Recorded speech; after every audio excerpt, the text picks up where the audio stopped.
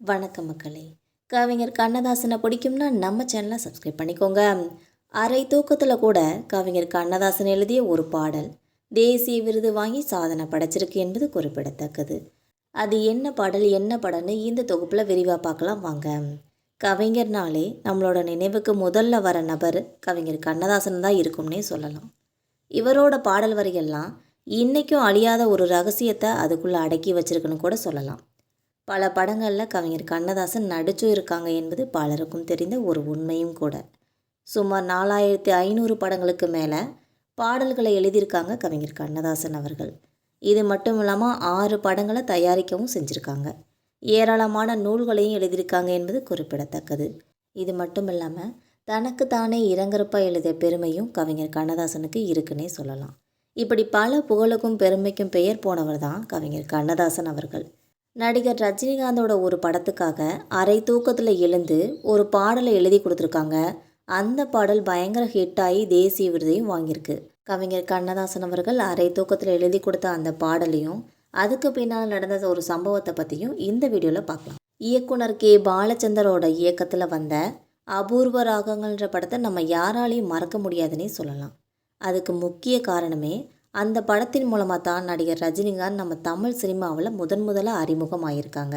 அதே படத்தில் நடிகர் கமலஹாசன், ஸ்ரீதேவி, ஸ்ரீவித்யா எல்லாருமே நடிச்சிருப்பாங்க. இந்த படத்திற்கு இசையமைப்பாளர் MS விஸ்வநாதன் அவர்கள் தான் இசையும் அமைச்சிருப்பாங்க.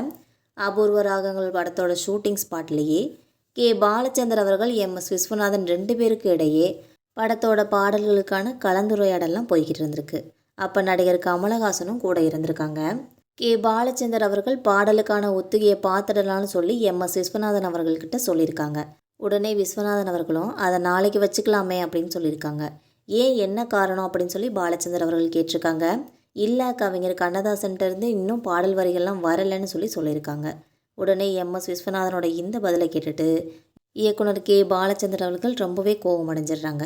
இதுக்கப்புறம் சொல்கிறாங்க, பெரிய கவிஞராக இருந்தாலும் அவரோட பாடல் வரைக்கும் எத்தனை நாள் தான் காத்திருக்கிறதுன்னு சொல்லி ரொம்பவே கோபத்தோடு பேசியிருக்காங்க. உடனே MS விஸ்வநாதன் அவர்களும் அவரை சமாதானம் செஞ்சுட்டு இருந்திருக்காங்க.